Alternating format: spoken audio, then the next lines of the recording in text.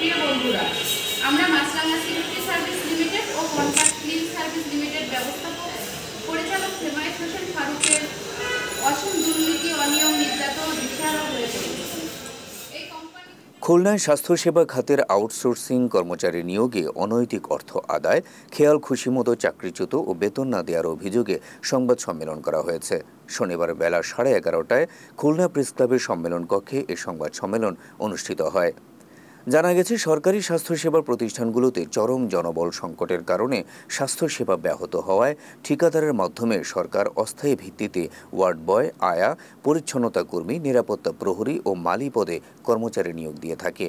প্রতিবছর দরপত্রের মাধ্যমে ঠিকাদার নিয়োগের কথা থাকলেও 2019 সাল থেকে খুলনা মেডিকেল কলেজ হাসপাতালে আউটসোর্সিং কর্মচারী দিয়ে যাচ্ছে ঠিকাদারি প্রতিষ্ঠান মাছরাঙা সিকিউরিটি সার্ভিস ও কন্ট্রাক্ট ক্লিনিং সার্ভিসেস লিমিটেড।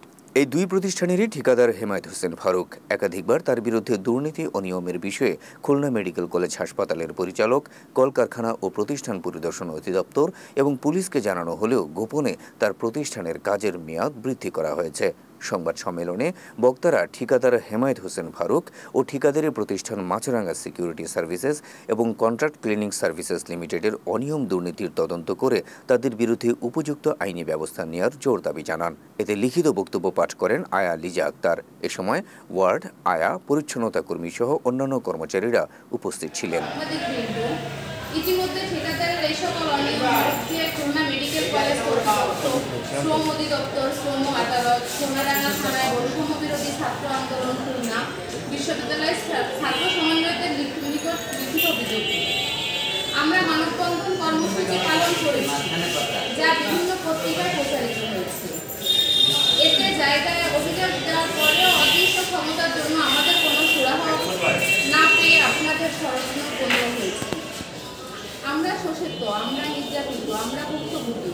আমরা মহামারী করোনার সময় সম্মুখীন হয়ে যুদ্ধ করেছি, অথচ আমরা কোনো প্রাণোদনা পাইনি, আমাদের কোনো স্বীকৃতি পাইনি। আমরা দীর্ঘদিন বেতন না পেয়েও আপনাদের সেবা প্রদান করতে কখনো পিছপা হইনি।